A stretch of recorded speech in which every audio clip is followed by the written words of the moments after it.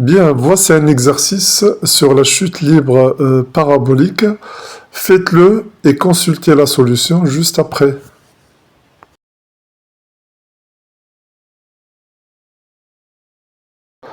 Bien, aujourd'hui nous allons faire la correction d'un exercice concernant le basketball. Ça entre dans le cadre de la mécanique de Newton, sur les chutes libres paraboliques. Alors, nous avons déjà corrigé un exercice concernant la paninka. Vous voyez, c'est une trajectoire parabolique du ballon de foot. Et là, c'est un exercice sur le basket concernant la trajectoire du ballon et concernant l'optimisation de l'angle alpha, vous voyez, par rapport à V0, pour que le tir soit le plus réussi possible.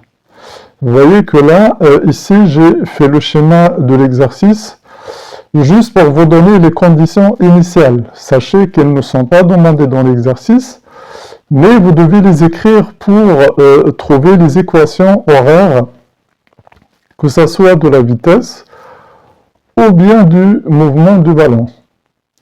Donc voilà, on vous donne L 4,6 mètres. En fait, L, c'est la distance qui sépare l'origine des axes proposés au centre du panier, de l'arceau du panier. Donc l'arceau du panier, il est là. L'arceau, ça veut dire la partie circulaire. Et le centre C se trouve à une distance de 4,6 mètres. Ensuite, le HA, c'est la hauteur de l'arceau jusqu'au sol. Donc, dans l'exercice, vous avez la valeur. La valeur dans l'exercice, c'est 3,05 mètres. Alors, je vous donne les valeurs ici, mais sachez que ça n'est pas obligatoire. Elles sont dans le sujet, mais c'est bien de les noter quand même parce que ça vous donne une vision sur le problème. Maintenant, le ballon il est lancé d'une hauteur HM 2,30 mètres. Donc, à t égale à 0, vous voyez, à t égale à 0, le ballon se trouve ici, sur ce point. Donc, le G0 se trouve à 2,30 mètres du sol, sur l'axe, bien entendu, des Y. Vous voyez, sur O, Y. Et le ballon est lancé avec une vitesse initiale qui fait un angle alpha avec l'horizontale. Je viens de tracer ici. Donc vous voyez maintenant, pour trouver les conditions initiales, il faut voir le point, les coordonnées du point de départ, c'est-à-dire de OG0. Quelles sont les coordonnées de G0 ici? Donc, je note OG0, ça veut dire à l'instant t égale à 0, et donc GX0 égale et Y0 égale. Donc, il suffit de regarder les coordonnées de G0. Vous voyez les coordonnées de G0. La projection sur OX, ça donne 0. Donc, ici, G0. Et la projection, bien entendu, sur Y, c'est ce point qui est là. Donc, c'est 2,30 mètres. Voilà les conditions initiales sur la position du ballon à t égale à 0. Sachez que là, je suis en train d'écrire les conditions initiales parce qu'elles sont importantes dans la recherche des équations horaires, que ce soit de la vitesse ou bien du mouvement du ballon. Maintenant, pour V0, Donc j'ai V0 sur X et j'ai V0 sur Y. Donc V0 sur X se fait de projeter ici, oui, donc c'est toute cette partie-là, là, ici. Donc c'est V0 fois cosinus alpha.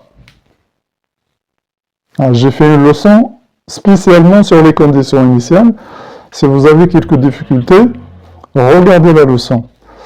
Donc ça, c'est la projection de V0 sur l'axe horizontal. Sachant que l'axe horizontal il est parallèle à OX, c'est comme si la projection elle est sur OX. Voilà. Maintenant, sur l'axe OY, si vous mettez le cosinus sur un axe, ben c'est le sinus sur l'autre axe. Donc ça, c'est la projection. Vous voyez, vous mettez projection orthogonale. Voilà.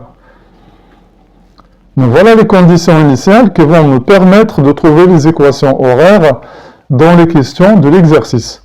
Donc ça, normalement, c'est à faire au fur et à mesure de l'exercice. Mais je préfère vous expliquer un petit peu les conditions initiales avant d'aborder les questions de l'exercice.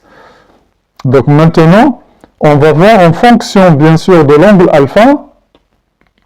Vous voyez l'angle alpha qui est là, le ballon il va aller.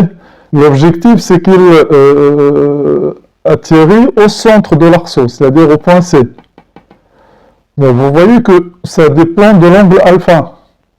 Si alpha est très grand, ça va faire ce qu'on appelle une cloche ici, etc., etc. On va voir ça dans l'exercice. Sachez juste une petite indication que je vais vous donner.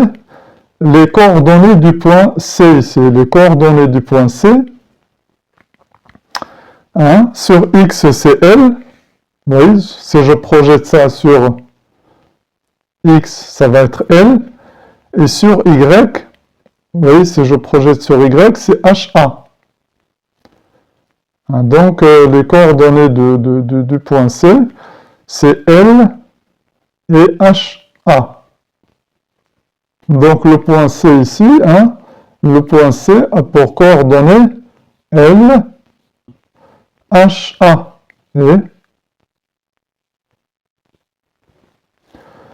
Il suffit de projeter C sur OX et sur OY pour trouver ça. Et on en aura besoin dans l'exercice. Donc voilà, concernant les conditions initiales et concernant le schéma de l'exercice. Bien, dans la question numéro 1, on vous demande de montrer que les coordonnées du vecteur accélération sont données par AX égale à 0, à Y égale à moins G. Bien, donc, comme d'habitude, on part de la deuxième loi de Newton. Donc, deuxième loi de Newton.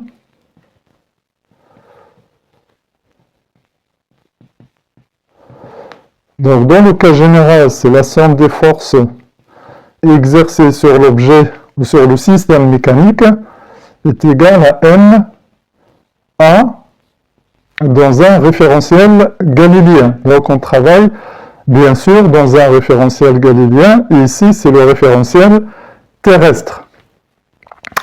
Donc ça, c'est l'écriture générale.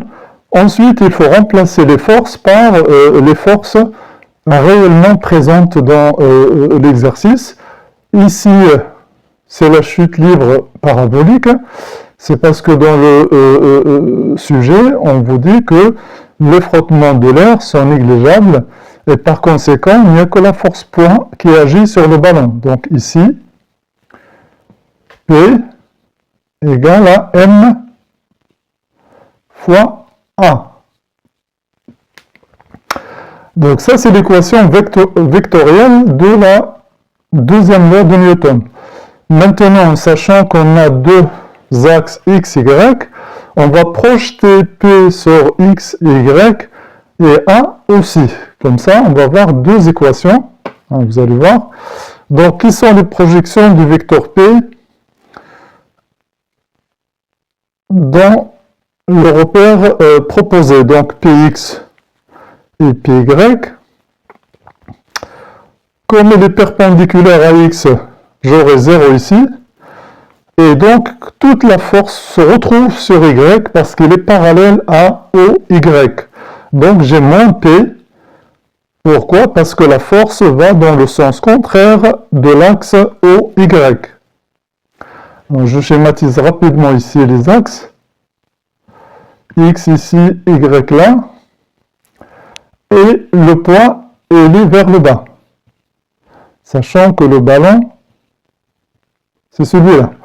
Mais vous voyez bien qu'il est perpendiculaire à OX, donc sa projection sur cet axe égale à 0, et puis parallèle à OY, et donc la force se retrouve complètement sur cet axe-là, mais avec un signe moins.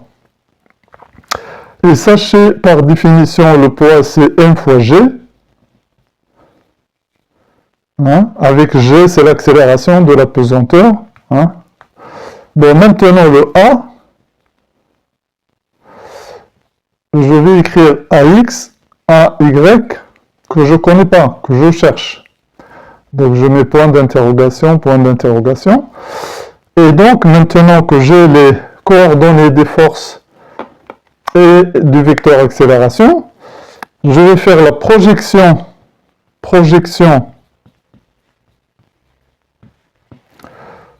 de la deuxième loi de Newton sur OX d'abord.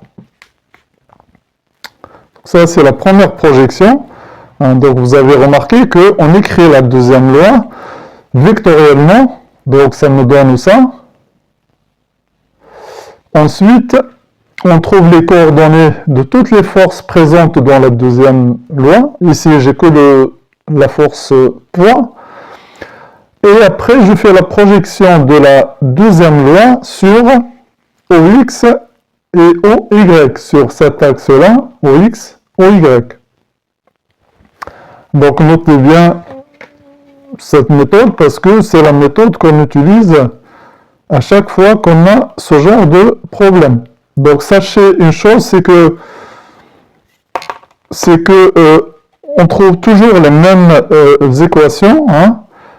La seule chose qui change dans ces problèmes, ce sont les conditions initiales. Bon, les conditions initiales, ça dépend de chaque problème. Je viens de les rappeler pour ce problème-là. Hein. Vous allez voir, on va les utiliser. Et après, pour d'autres problèmes, ce sera différent. Qu'est-ce qu'il va me donner cette projection? Eh bien, ça va me donner P de x égale à m fois a x de t. Vous voyez, je mets le temps parce qu'il est donné dans l'exercice.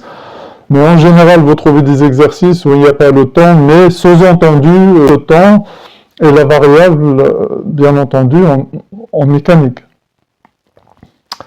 Bien, alors, P de x égale à m fois ax. Or, P de x égale à 0. Donc, 0 égale à m fois ax de t. Ce qui donne ax de t égale à 0. Vous voyez, la masse elle est différente de 0. Par conséquent, il n'y a que ax qui peut être égal à 0 pour que m fois 0 donne 0. Donc voilà la première composante de l'accélération. Maintenant, projection sur OY. Sachez que ce travail, on le fait à chaque fois qu'on a un problème similaire à celui-là. Et c'est toujours la même chose. Il y a une seule chose qui change, ce sont les conditions initiales du problème. Sinon, les équations, elles sont toujours les mêmes.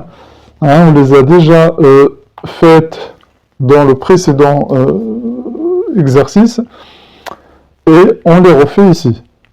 Donc, retenez-les.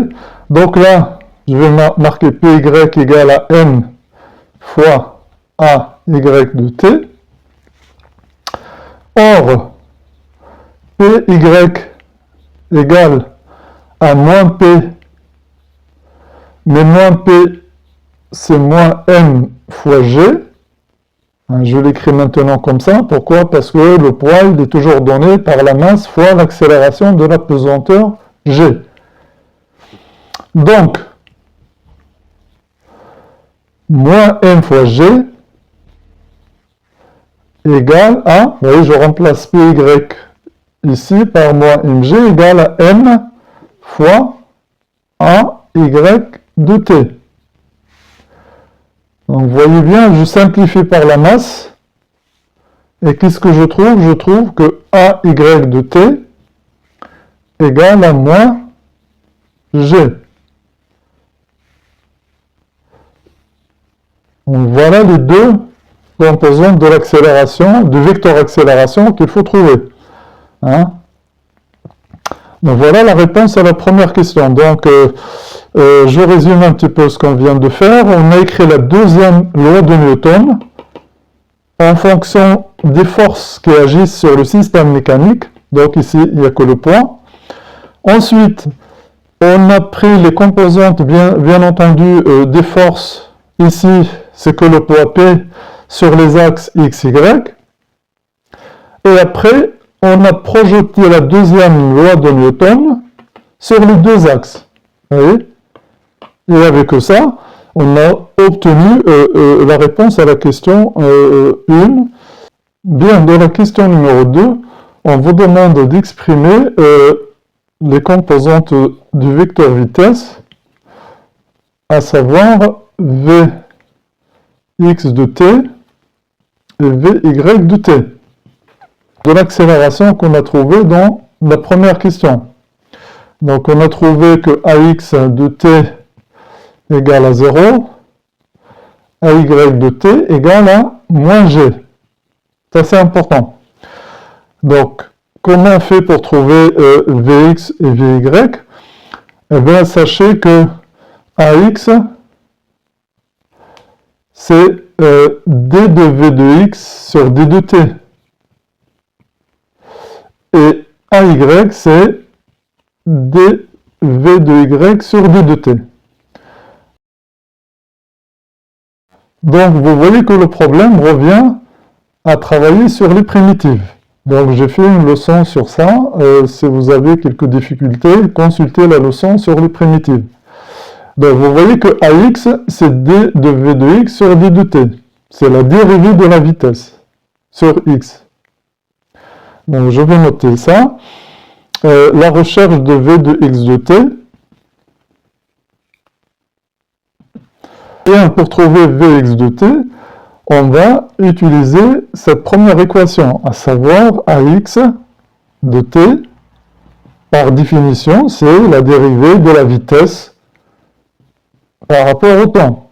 Donc ça, ce sont des formules qu'il faut connaître absolument. Or, A de x égale à 0. A de x de t égale à 0. Donc,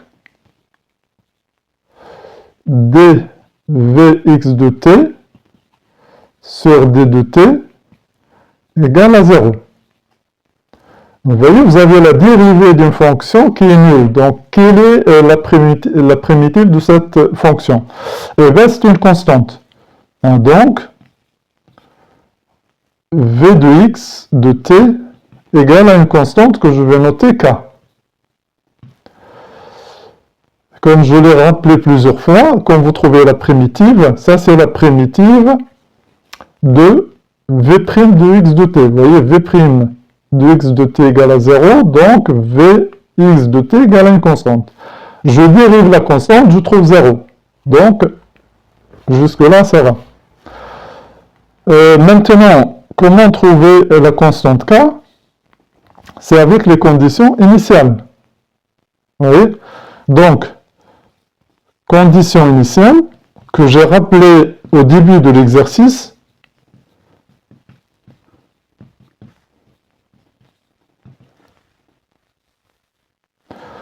Donc, v de x à t égale à 0, c'est égal à v0 fois cos alpha, et ça c'est égal à ak. Vous voyez donc, l'expression de k c'est v0 fois cosinus de alpha. Voilà l'expression de k. Donc, Vx de t que je cherche, qui est égal à k, V0 cos de alpha. Donc voilà l'expression de V de x de t. Vous voyez que la vitesse sur l'axe des x est une constante. Donc, vous voyez, c'est une constante. Ça, c'est important à signaler, vous voyez. Maintenant, on va faire exactement pareil pour V de Y. Donc, sachez que ici, je détaille un petit peu les étapes, mais on peut aller un peu plus vite que ça. Mais c'est bien quand même de vous montrer d'où viennent les choses et comment la résolution se fait de façon complète. Bon, maintenant, cherchons Vy de t. D'après l'expression qui est notée ici, on voit que la dérivée de la vitesse Vy de t égale à moins g. Donc, Vy de t, nous allons procéder de la même manière, à savoir chercher la primitive de cette fonction dérivée. Vous voyez, donc, je vais réécrire ça ici, Vy de t, par rapport au temps, égale à une constante, moins g. Donc là, j'ai la dérivée qui est égale à une constante. Donc la primitive dans ce cas-là, je vais noter ces primitives. Donc la primitive d'une constante, ça va être Vy de t égale à moins g fois t, qui est la variable ici. Faites attention à ça. En mécanique, la variable, c'est toujours le temps. Plus une constante d'intégration que j'appellerai K1. Comment déterminer maintenant K1? C'est à l'aide des conditions initiales. Donc je vais noter conditions initiales. C'est ce que nous avons déterminé au début de l'exercice. Condition initiale. Donc, en fait, c'est à t égale à 0. Vy à t égale à 0, on l'a appelé V0 de y. Et ça, c'est égal à moins g. Donc, sachez qu'on donne au temps la valeur 0, plus K1. Donc, vous voyez bien que moins g fois 0, ça donne 0. Donc, K1 égale à V0 de y. Donc, K1 égale à V0 de y. Sachez, dans certains exercices, V0 de y sera toujours noté comme ça. Or, dans cet exercice, étant donné qu'on a l'angle alpha et V0, bien sûr, on a trouvé que c'est V0 fois sin alpha. Par conséquent, Vy de t égale à moins g fois t plus la constante K1 qui est V0 fois sin de alpha. Donc voilà la deuxième composante de la vitesse. Si je résume maintenant les coordonnées du vecteur vitesse, eh bien, je vais trouver que Vx de t égale à une constante V0 fois cos de alpha. Remarquez bien que sur l'axe OX, la vitesse est constante. Donc, le mouvement sur l'axe OX est un mouvement uniforme, vitesse constante.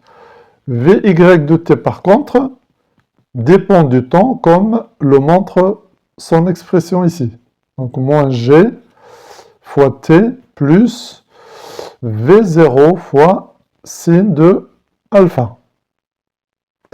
Donc, voici les coordonnées maintenant de vecteur vitesse. Passons maintenant à la question numéro 4. Bien, pour la question numéro 3, on vous demande de trouver les coordonnées du vecteur OM de t. Sachez qu'on a souvent appelé OM, OG par exemple de t. Mais bon, là, on l'appelle OM. M, c'est la position du ballon à chaque instant. Et on vous demande de trouver x de t et y de t.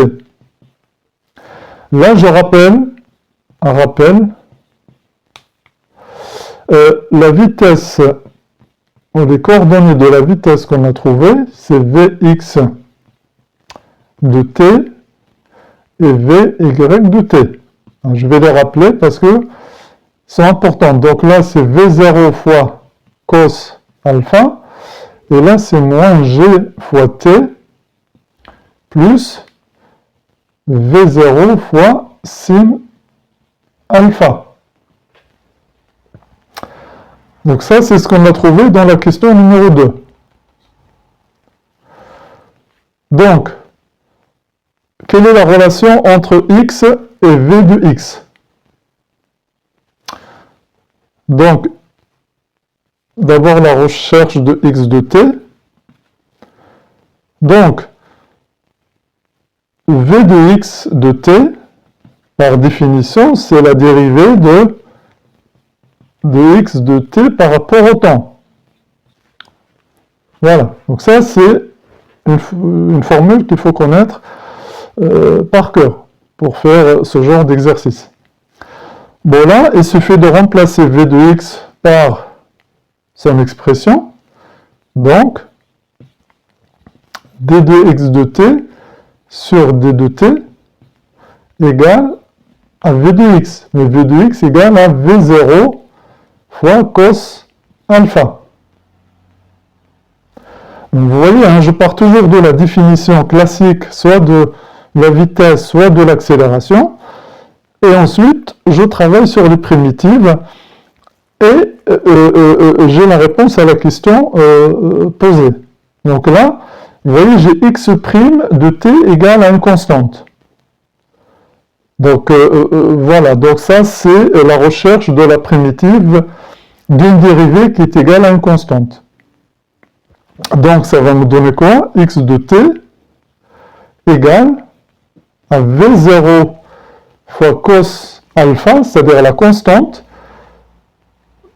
fois le temps t, plus une constante d'intégration que je vais appeler K2. Donc K2, on la détermine grâce aux conditions initiales. Donc je vais rappeler ici les conditions initiales sur OM 0, c'est x0 égale à 0. Je les ai rappelés au début de l'exercice. y0 égale à hm.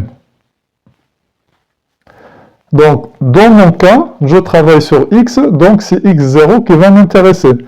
Donc, j'écris x t égale à 0. Donc, ça, c'est égal à 0, puisque c'est, voilà. Et je remplace, vous voyez, cos alpha fois 0. C'est le temps ici que je remplace par 0. Voilà. Plus K2. Donc ici, ça vaut 0. Donc 0 plus K2 égale à 0. Cela donne K2 égale à 0. Voilà. Oui, d'après la condition initiale. Voilà.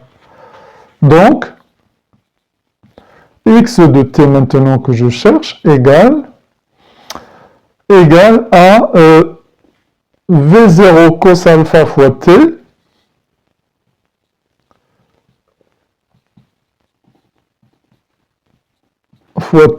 plus 0, donc je ne le mets pas, et donc ça c'est la première coordonnée de OM. Donc vous voyez, je suis parti de la définition de la vitesse, Vx, et puis j'ai déterminé la primitive connaissant V de x. Vous voyez, V de x, il est là. Et après, une fois qu'on a la primitive, ben, la recherche de la constante, c'est toujours avec les conditions initiales. Voilà pour x de t. Bon, je vais faire exactement pareil, mais cette fois-ci, ça sera pour y de t. Donc, qu'est-ce que je vais faire? Ben, je vais donner la définition de v de y, c'est la dérivée de y par rapport au temps. Et après, je détermine la primitive et la constante de la primitive. Voilà la démarche. Hein. Bien, maintenant, pour trouver y de t, je vais suivre la même démarche, puisque je connais les vitesses, donc je ne peux que partir des vitesses pour trouver y de t, vous voyez. Donc, v de y de t, par définition, c'est la dérivée de y par rapport au temps. Y de t par rapport au temps. Donc, d de y de t par rapport au temps, d de t, donc dy de t, donc la dérivée de y par rapport au temps, égale à la vitesse vy qui est donnée par cette expression-là. Donc, c'est égal à moins g fois t plus v0 fois sinus de alpha. Donc la primitive va me donner, puisque c'est la primitive d'une fonction affine, vous voyez, a fois t plus b. Tout ça, ça a été fait dans une leçon sur les primitives. Hein, si vous avez des difficultés, regardez la leçon sur les primitives adaptées à la mécanique. Donc y de t, c'est la primitive de ça, hein, parce que j'ai la dérivée de y égale à une fonction affine. Donc, y de t égale à moins 1,5 de g fois t au carré. Vous voyez, c'est gt au carré sur 2. On l'écrit comme ça. Plus v0 fois sin alpha fois t plus k3.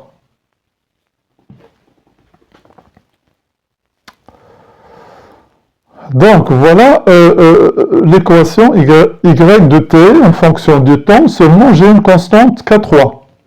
Je rappelle les conditions initiales. Au m, à l'instant t égale à 0. Donc les coordonnées c'est x0 égale à 0, y0 égale à hm. C'est donné dans le sujet. Hein, c'est-à-dire on lance le ballon à partir d'une hauteur hm. Donc,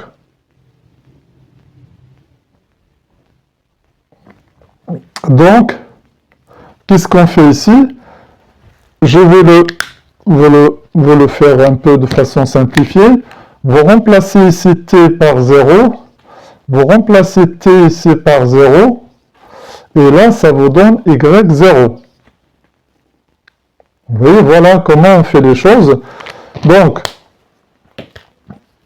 je vais noter y t égale à 0 est égal à y0, et ça c'est égal à moins 1,5 de g fois 0 au carré, ça fait 0, plus v0 sin de alpha fois 0, plus k3. Donc ça me donne 0, ça me donne 0, et donc k3 égale à y0, donc est égal à hm. Voilà l'expression de k3. Par conséquent, y de t que je cherche, bon, maintenant il faut écrire cette expression avec hm, donc est égal à moins 1 demi g fois t au carré, plus v0 fois sin alpha fois t, plus hm.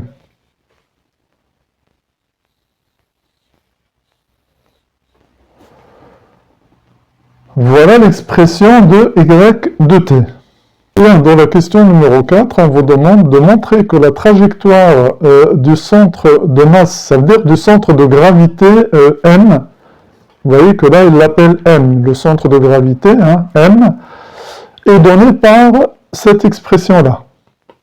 Donc vous voyez que j'ai plus y de t, mais y, elle est exprimée en fonction de x. Vous voyez ? En fait, c'est l'équation d'une parabole. Hein, en mathématiques, ça, on peut l'écrire comme ça, vous voyez, ax carré plus bx plus c. Vous voyez, c'est l'équation d'une parabole. Le a, c'est tout ça. Ça, c'est le petit a. Le b, c'est tangente de alpha, vous voyez, et le C, c'est hm.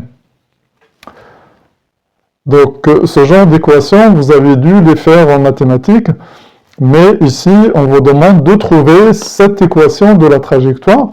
Donc, je vais vous montrer comment faire. Bien, donc, comment montrer cette équation?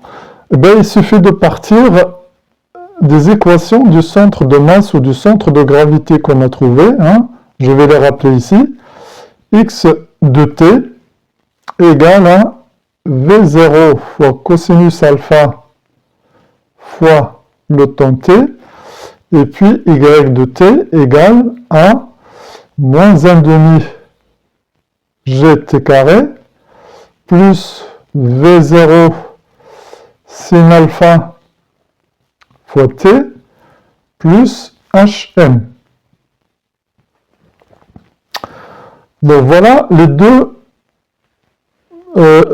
coordonnées du vecteur position du centre de masse OM. Donc sachez que la méthode, je vais vous la donner rapidement. Il suffit de prendre le temps ici, à partir de x, et de le remplacer dans y. Et donc vous trouvez l'équation qu'on vous demande. Donc, je vais noter ces équations, équation 1, équation 2. Donc, de l'équation 1, de 1, on a 2 points, t égale à x. Je vais noter que x, au lieu de mettre x de t, pour que ça soit facile à écrire, v0 fois cos de alpha. Donc voilà, donc ça c'est à partir de la première équation. On remplace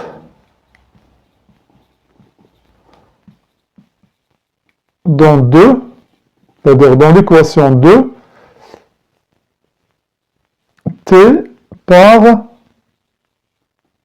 son expression, c'est-à-dire l'expression qu'on vient de trouver, par son expression sur V0 cos alpha. Ce qui donne, bien entendu, dans la deuxième équation, ça va nous donner y de x. Vous voyez, maintenant y dépend de x plus du temps. Pourquoi? Parce que le temps est remplacé par la variable x. Donc il suffit de remplacer le temps par cette expression qui est là. Donc par cette expression-là, un peu partout là où il y a le temps. Donc ça va me donner moins 1 demi g t carré, donc t carré c'est x sur v0 cos alpha, le tout au carré, plus V0 sin alpha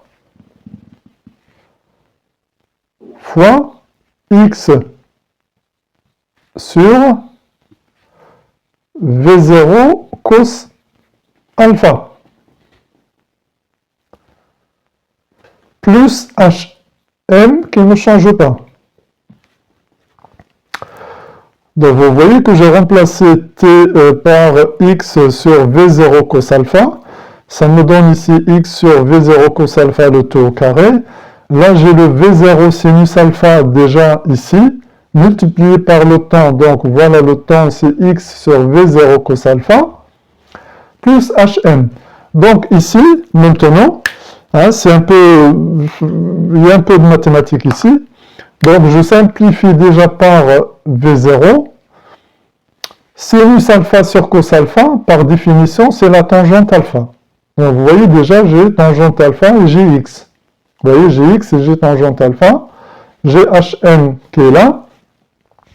Ici, il suffit juste de développer un petit peu ça et puis on trouve l'équation.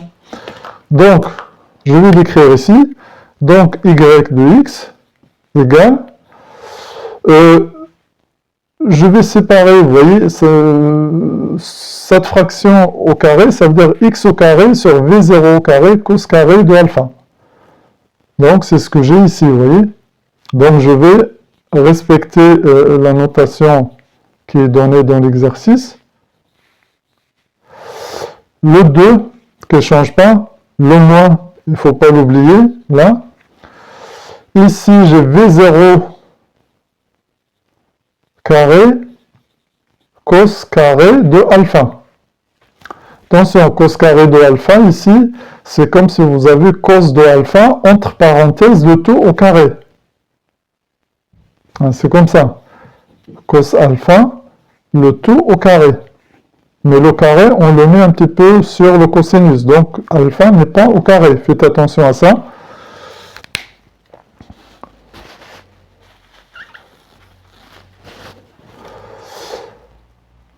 Bien entendu, tout ça multiplié par x au carré. X au carré qui est là. Donc, vous voyez que là, j'ai toute une constante ici, multiplié par x au carré, plus sinus alpha sur cos alpha, c'est tangente alpha. Je peux écrire ça comme ça, et je peux mettre les parenthèses ici et mettre fois x. Sinon, vous pouvez mettre x derrière la tangente, c'est pareil. Plus hm. Donc voilà l'équation qui est demandée. Et qu'est-ce qu'il traduit, cette équation? Il traduit que la trajectoire est parabolique. Vous voyez que l'équation y de x égale à cette expression, hein, c'est l'équation d'une parabole. Et juste pour vous donner un petit détail, vous voyez que je l'ai écrit ici, la formule générale, lorsque A est négatif, vous voyez, c'est A est négatif, la parabole, le sommet, il est vers le haut. Il est vers le haut. Si A est positif, ben, la parabole, il est comme ça. Mais ça, c'est les mathématiques, que vous ferez ça en mathématiques. Mais ici, sachez que la parabole, bien sûr, ressemble à cette première courbe. Et c'est pour cela que j'ai le moins ici. Vous voyez, le A est négatif. Donc voilà l'équation de la trajectoire qui est parabolique. On vous la demande très souvent. Hein. Dans le précédent exercice, ça n'a pas été demandé. Bon, il est demandé ici, donc c'est bien de voir comment on la trouve et comment, bien entendu, on l'interprète. Hein. On l'interprète comme étant l'équation d'une trajectoire parabolique, ce qui est normal. Hein, c'est ce qu'on est en train de faire. Bien, pour la question numéro 5, on vous demande, on a un angle alpha donné, initial, on a la longueur L qui est donnée aussi. Trouver la vitesse V0 de C pour que le ballon arrive au centre du cerceau, c'est-à-dire au milieu du cerceau, c'est-à-dire qu'il ne va pas toucher les contours. Vous voyez, donc on vous donne alpha, L, et on vous demande quel est V0 de C qu'il faut donner au ballon pour que le ballon suive sa trajectoire et arrive au centre du cerceau. Donc, la première chose à faire, c'est d'abord quelles sont les coordonnées du point C. Je l'ai donné au début de la leçon. Donc, quelles sont les coordonnées du point C? Je les ai déjà données au début de l'exercice, dans l'introduction. Mais là, je vais les rappeler. Donc, vous voyez les coordonnées d'un point, c'est pas compliqué. Vous voyez que on projette de façon orthogonale sur X, donc j'ai L. Donc, les coordonnées de C, je vais mettre entre parenthèses, X de C égale à L. Voilà. Y de C égale à Y, c'est quoi?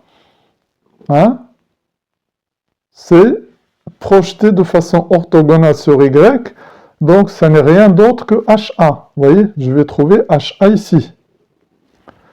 Donc c'est HA.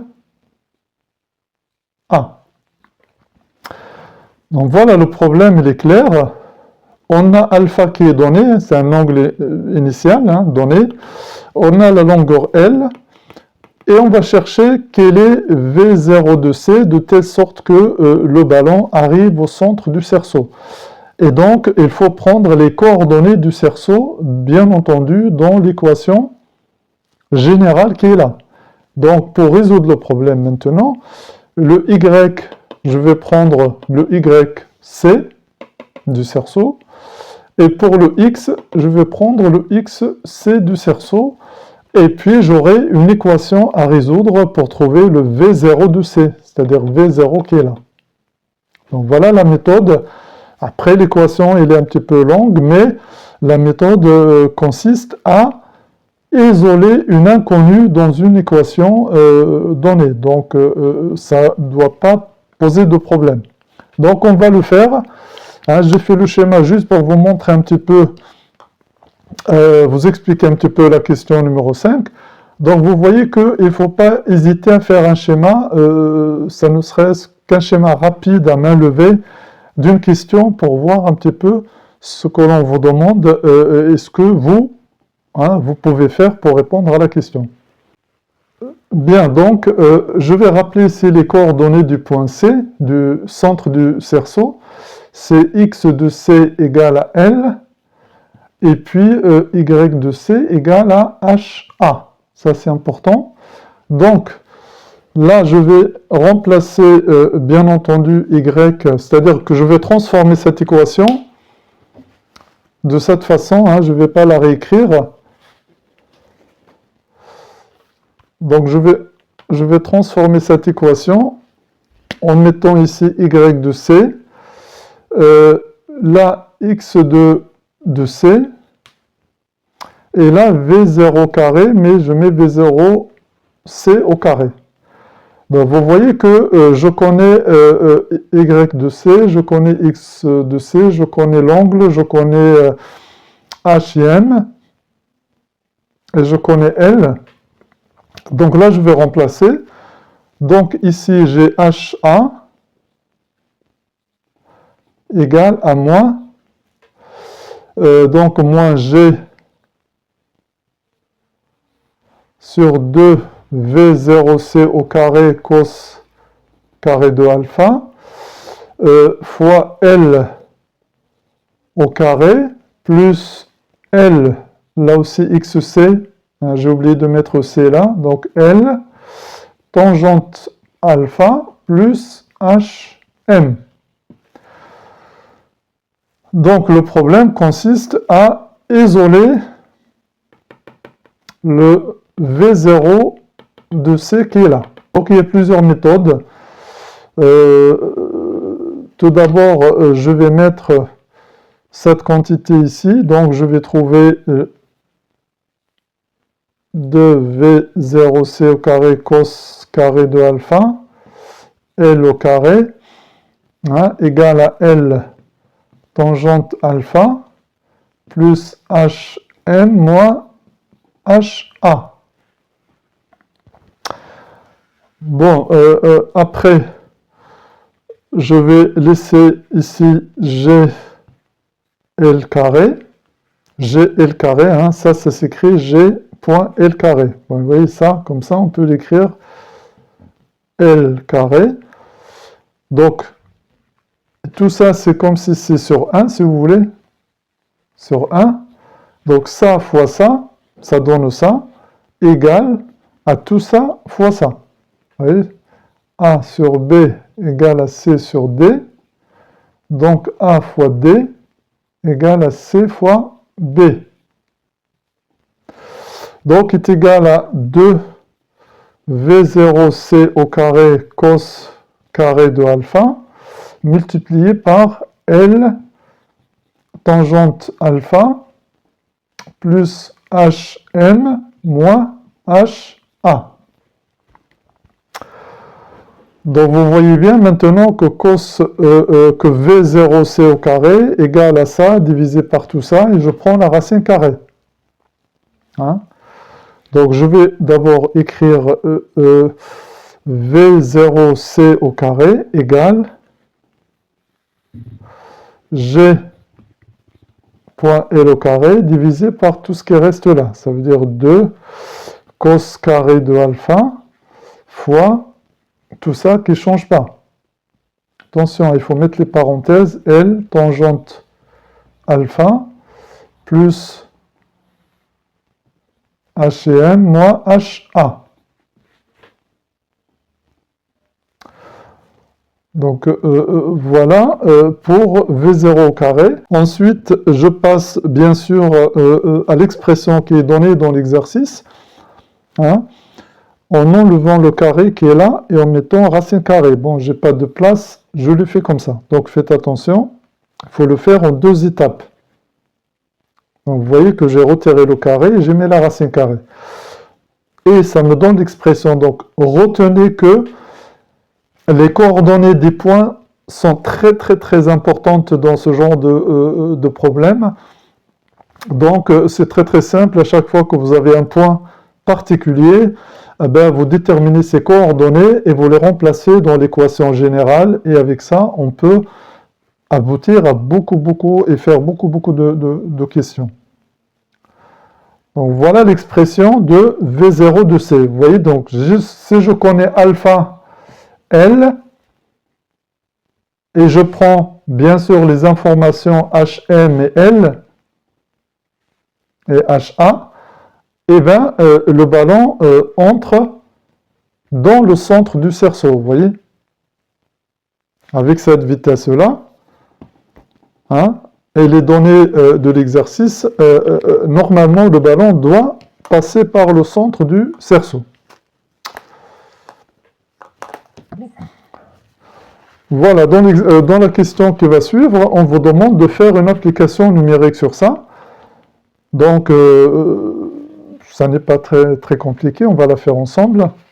Je rappelle l'expression, hein, V0 de C égale la racine carrée de GL au carré sur 2 cos carré de alpha.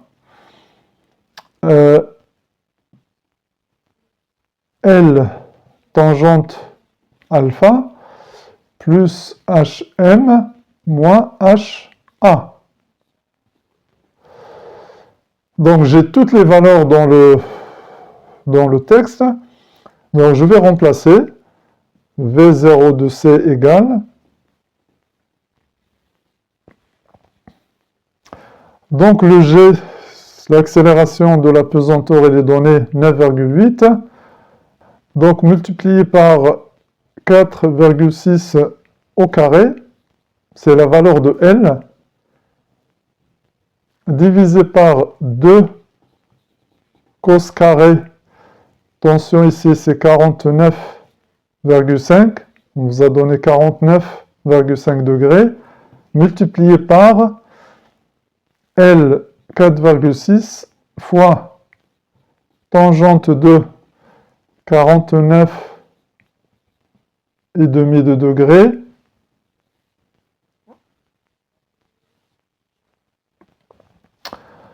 plus 2,30 moins 3,05.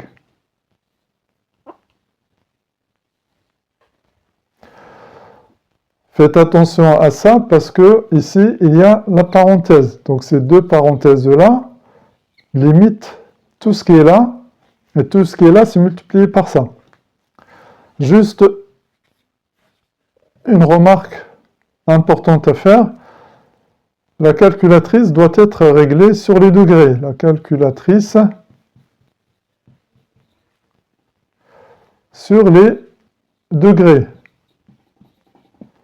Souvent, on oublie de vérifier parce qu'on a travaillé en mathématiques sur les radians et on laisse la calculatrice sur les radians. Et par conséquent, le travail que vous allez faire ici sera faux. Donc, V0 de C, on doit trouver à peu près 7,3 mètres par seconde. Si vous voulez trouver la vitesse en km par heure, il suffit juste de multiplier par 3,6, qui vient de 3600 fois 10 moins 3, pour les mètres, convertir les mètres en kilomètres. Et vous trouvez la vitesse en km par heure, mais ça n'est pas demandé ici. Gardez la vitesse en mètres par seconde, c'est plus intéressant pour la suite du problème aussi. Bien, ici, j'ai reproduit le graphique qui est donné dans le sujet. C'est juste pour vous montrer comment trouver le alpha qui correspond à la vitesse minimale. Donc, il suffit de tracer la tangente à la courbe ici. Voilà, là, ici. Donc, sachant que là, je vais avoir la vitesse qui correspond à ce point-là. Et puis, de prendre la perpendiculaire à l'axe, ici. Et normalement, on trouve une valeur vers 55,2 degrés. Donc, si vous regardez les valeurs données sur le graphique de l'exercice, vous allez trouver une valeur aux environs de 55 degrés. Et sachez que cet angle-là, il donne une vitesse initiale qui est là. Vous voyez, c'est ici, là. Ça, c'est le V0 qu'il faut communiquer au ballon pour qu'il rentre dans le panier. Vous voyez, pour qu'il arrive au centre C de l'arceau du panier. Donc, en fait, ça, c'est donné pour L égale à 2 mètres. Vous voyez, lorsque le joueur se trouve à 2 mètres, voilà les angles alpha. Et pour chaque angle, on a une vitesse initiale V0 à donner au ballon pour qu'il passe par le centre C de l'arceau du panier. Donc ça, c'est donné dans l'exercice et vous devez juste l'utiliser. Donc là, l'utilisation qu'on vous demande de faire, c'est ce que je viens de trouver, c'est-à-dire l'angle alpha, ici, et la vitesse V0, bien entendu, qui est inférieure à 5,325 mètres par seconde. Bon, maintenant, on vous demande de comparer ces deux informations avec la question numéro 6, c'est-à-dire le lancer franc. Donc, ce que je vais faire, je vais vous rappeler d'abord ce qu'on a trouvé dans la question numéro 6, et on va comparer les deux questions. Bien, pour le lancer franc, sachez que le lancer franc, c'est comme un penalty en foot. Le lancer franc, d'abord, il se fait à une distance L égale à 4,6 mètres par rapport au panier. Et on vous a donné l'angle, hein, on vous a dit que alpha égale à 49,5 degrés. Si on est à 49,5 degrés, on va trouver la vitesse la plus faible, et c'est ce qu'on a calculé dans la question numéro 6. Alors, on a trouvé 7,3 mètres par seconde. Si on convertit en kilomètres par heure, on va trouver à peu près, il suffit de multiplier par 3,6, et on trouve à peu près 26,3 km par heure. Voilà. Bien entendu, le lancer franc, je vais appeler le alpha LF et V0 LF. Donc sachez que à cet angle, on communique au ballon cette vitesse qui est la vitesse la plus faible pour que le ballon, bien sûr, passe par le centre C de l'arceau.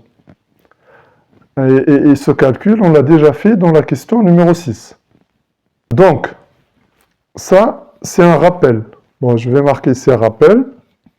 Un rappel de la question numéro 6. Voilà. Maintenant, pour la question 7, qu'est-ce qu'on a trouvé? On a trouvé L égale à 2 mètres maintenant. Donc, vous voyez, là j'ai 2 mètres. Là, j'ai 4 mètres, c'est-à-dire 4,6 mètres. Donc, vous voyez que là, on s'est rapproché du panier. Donc, qu'est-ce qu'on a trouvé? On a trouvé que alpha, à peu près 55,2 degrés, et que V0, qui correspond à cet angle-là, bon, c'est une vitesse initiale inférieure à 5,325, donc c'est inférieur à V0 du lancer franc. Donc ça veut dire quoi? Ça veut dire que le alpha qui est là, il est supérieur à alpha du lancer franc. C'est-à-dire que, et d'ailleurs c'est logique, plus vous vous rapprochez du panier, plus l'angle par rapport à l'horizontale est grand. Et donc V0, il est inférieur à V0 du lancer franc. Donc ça, c'est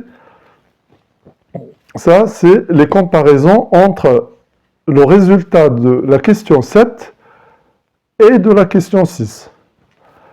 Maintenant, avec un schéma, je vais vous montrer un petit peu la réponse que je viens de donner sous forme graphique et sous forme de schéma. Vous allez voir, vous allez comprendre rapidement un petit peu ces deux questions. Bien, voici le schéma qui va clarifier la réponse de la question numéro 7 et en même temps de la question numéro 6. Donc ici, j'ai représenté d'abord la position du lancer franc, c'est-à-dire à 4,6 mètres. C'est ici. Donc c'est cette position-là, là. Et ensuite, à 2 mètres. À 2 mètres, c'est-à-dire de là jusque là, j'ai 2 mètres. Donc ça veut dire quoi? Ça veut dire que le joueur s'est rapproché du panier. Vous voyez? Là.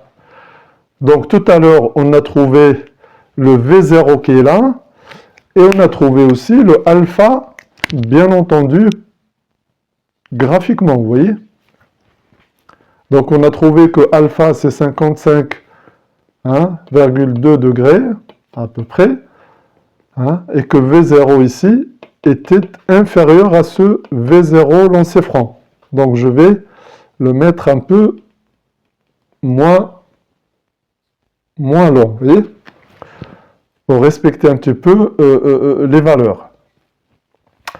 Donc alors, vous avez déjà déterminé le V0, le alpha pour les deux cas, on les a comparés, mais on vous demande de commenter, faire un commentaire. Donc vous voyez que là, je vais, ici, je vais prolonger un petit peu l'axe.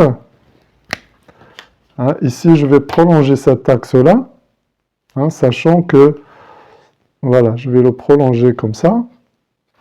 Voilà. Donc, lorsque le lancer, c'est un lancer franc ici, hein, ça va être trajectoire parabolique que je vais représenter comme ça. Voilà, donc voilà la trajectoire qui arrive bien entendu au centre C de l'arceau, c'est-à-dire du panier. Donc vous voyez, c'est un mouvement parabolique. Hein.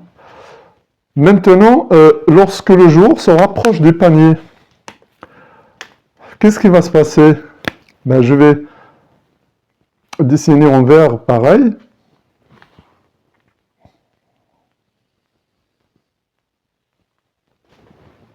Vous voyez, on appelle ce lancer un lancer en cloche, vous voyez. Donc, le joueur fait un lancer en cloche. Vous voyez, donc je vais le faire un peu mieux.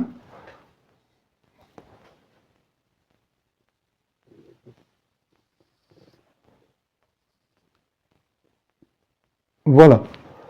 Donc il est tangent, bien entendu, à la vitesse V0. Donc vous voyez que c'est un lancer en cloche. Donc, voilà le commentaire qu'il faut faire. C'est-à-dire que lorsqu'on se rapproche, bien entendu, du panier, vous voyez, s'il était 1 mètre, hein, alpha va être encore plus grand, et puis la trajectoire va être en cloche. Vous voyez, ça veut dire comme ça. Donc, si alpha augmente, comme sur le graphique, hein, qu'est-ce qui fait la vitesse? Ben, la vitesse, regardez, je vais faire quelques... Voilà. Voilà. Vous voyez, c'est toujours des lancers en cloche, voilà. Et à chaque fois que l'angle alpha augmente, vous voyez que la trajectoire, la dernière trajectoire, celle-là,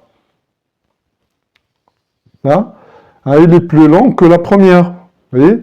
Ça veut dire quoi? Ça veut dire que le joueur, plus il prend un angle alpha grand, plus sa vitesse initiale doit être grande. Hein, pour que le ballon arrive au centre C de l'arceau. Donc vous voyez que c'est compréhensible, hein, logiquement parlant. Hein, si on joue un petit peu au basket, ben, bien entendu, on imagine un petit peu ces situations-là. Et donc c'est intéressant de les comprendre comme ça sur un schéma. Alors que le lancer franc, vous voyez que le joueur, il est à 4,6 mètres quand même, il est un peu loin, donc c'est un mouvement parabolique, donc ça n'est pas en cloche, vous voyez, comme ça. Hein. Donc voilà le commentaire qu'il fallait faire. En fait, il ne fallait pas expliquer tout ce que je viens de dire, hein. Il fallait dire juste que dans ce cas-là, hein, lorsque le joueur se rapproche du panier, eh ben, l'angle a augmenté par rapport au lancer franc, hein, c'est parce que il a fait un lancer du ballon en cloche. Vous voyez, en cloche. Vous voyez, comme ça, comme sur le schéma. Et bien, par la même occasion, on va répondre à la question numéro 8, c'est-à-dire la dernière. Donc, la question numéro 8 dit que, vous voyez la question numéro 8, ici, on vous dit que C alpha vaut 90 degrés. Vous voyez, je vais marquer ici alpha égale à 90 degrés. Ici, hein. Et bien, V0 tend vers l'infini. Tend vers plus l'infini. Tend vers plus l'infini, hein. Et ça, c'est dû à la relation trouvée à la question numéro 5. Hein? Donc ça, c'est la relation question 5. Vous voyez, je peux marquer V0 de C. Sachez que le graphique qui est donné, c'est pour que le ballon, bien entendu, hein, passe par le centre de l'arceau. C'est-à-dire vous avez les vitesses initiales V0 et les angles correspondants en degrés. Vous voyez? Donc vous voyez que C alpha, bien sûr, vaut 90 degrés, V0C tend vers plus l'infini, et puis on n'atteint pas le panier. Vous voyez?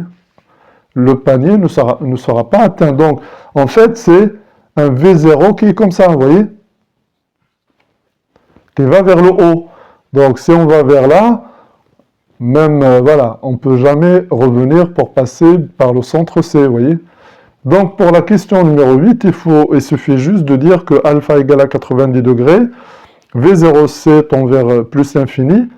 C'est pour cela que vous avez des asymptotes sur le graphique qui est donné.